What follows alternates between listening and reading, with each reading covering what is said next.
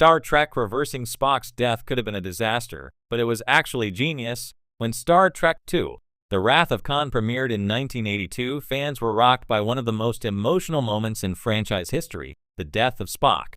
Leonard Nimoy's Vulcan science officer had been a pillar of the original series and the first two films, and his self-sacrifice to save the Enterprise was not only shocking but narratively powerful. It seemed like a definitive goodbye, the kind of death that resonates precisely because it feels permanent.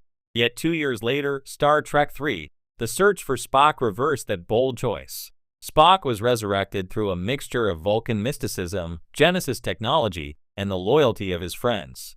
At the time, this move could have easily been a disaster, cheapening the impact of his sacrifice, alienating fans who had mourned him, and making the franchise look afraid of change. Instead, the resurrection of Spock became one of Star Trek's most brilliant creative gambits.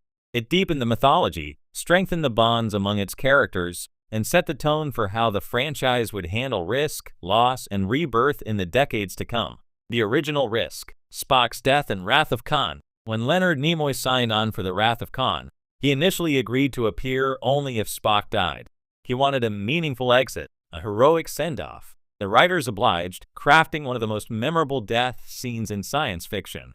Spock's sacrifice in the radiation-flooded engine room, separated from Kirk by a pane of glass, is etched into pop culture. His final words, "I have been, and always shall be, your friend," are the distilled essence of Star Trek's themes of loyalty and selflessness.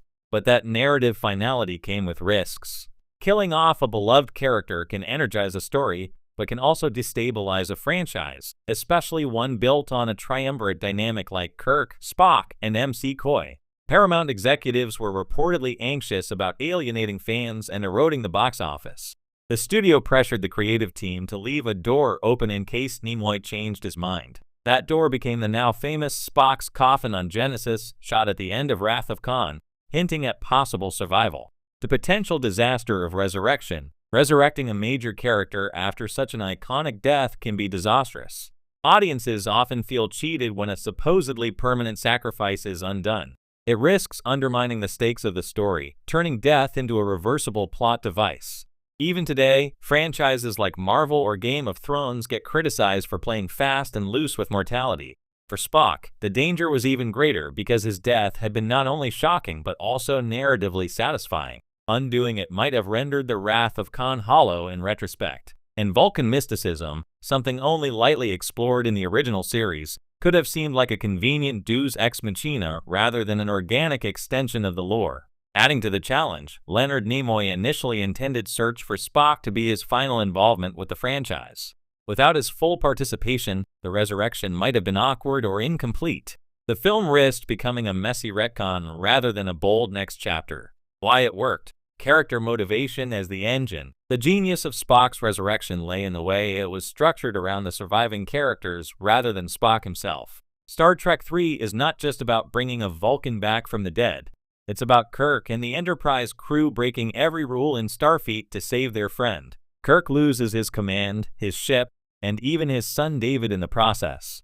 McCoy's mind is invaded by Spock's Katra Vulcan soul essence, creating both comic and tragic beats. These sacrifices are what give the resurrection narrative weight. Rather than erasing Spock's death, the film reframes it as the first act in a larger saga of loyalty and loss. This structure made Search for Spock less of a cheap reversal and more of a mythic quest. Kirk and his crew are Odysseus sailing into forbidden waters, not corporate caretakers undoing a marketing misstep. The stakes remain high because the film makes clear that some losses, like David's death and the destruction of the Enterprise, cannot be undone. Expanding Vulcan mysticism and science fiction mythology. Another reason the resurrection worked was how it expanded Star Trek's world-building. Up until this point, Vulcan culture had been glimpsed in episodes like Amok Time but never fully explored. The concept of the Katra, the Fal Torpan, the refusion ritual, and the sacred Mount Salea added layers to Vulcan spirituality that would echo throughout later series. By combining cutting-edge and unstable Federation science, the Genesis device, with ancient Vulcan mysticism, Search for Spock forged a new kind of Star Trek story, one that blended science fiction with myth. This wasn't a technobabble solution pulled out of thin air, but a synthesis of two existing narrative threads. It reinforced one of Star Trek's most enduring messages: that science and spirituality are not mutually exclusive but complementary ways of understanding existence, cementing the Kirk-Spock relationship. Perhaps the most lasting payoff of Spock's resurrection is how it cements the bond between Kirk and Spock. Wrath of Khan ended with Kirk eulogizing Spock, realizing that, of all the souls I have encountered in my travels, his was the most human. Search for Spock turns that eulogy into action. Kirk literally sacrifices his career and his ship to restore Spock's life. When Spock finally regains his memories on Vulcan and says, haltingly, "Jim, your name is Jim," the payoff is immense. It's not just a friend returning from the dead.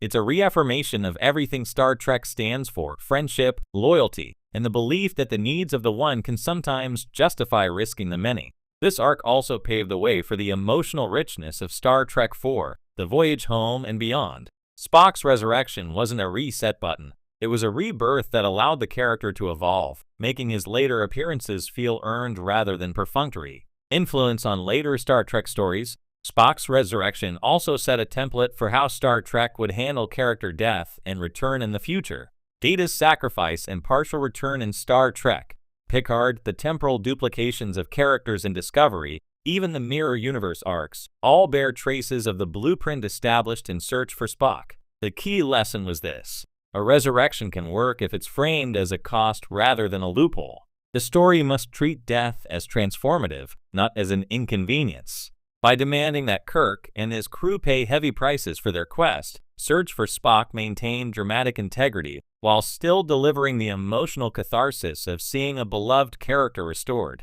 A mythic journey for a modern franchise. In hindsight, Spock's death and resurrection mark Star Trek's transformation from a cult television revival into a modern mythos. Just as classical heroes descend into the underworld and return changed, Spock's arc is a textbook death and rebirth narrative. This move elevated Star Trek from episodic adventure into the realm of legend, with characters who could endure archetypal journeys. Even Leonard Nimoy, initially skeptical about returning, embraced this evolution. He directed Search for Spock himself, infusing it with a personal investment that helped the film feel cohesive rather than corporate.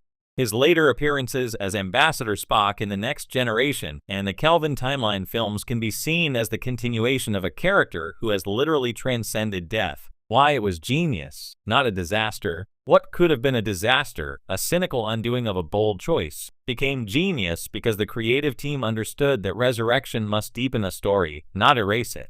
By expanding Vulcan culture, giving Kirk and his crew consequential choices, and preserving the emotional impact of loss, Star Trek III turned a risky retcon into a profound chapter in the franchise's mythology. It also showed audiences that Star Trek was willing to take risks, even contradictory ones. The franchise could kill off a main character and then bring him back without cheapening either event. That boldness set the stage for decades of experimentation, from The Next Generation's moral dilemmas to Deep Space Nine's serialized arcs and Discovery's reinventions. The legacy today,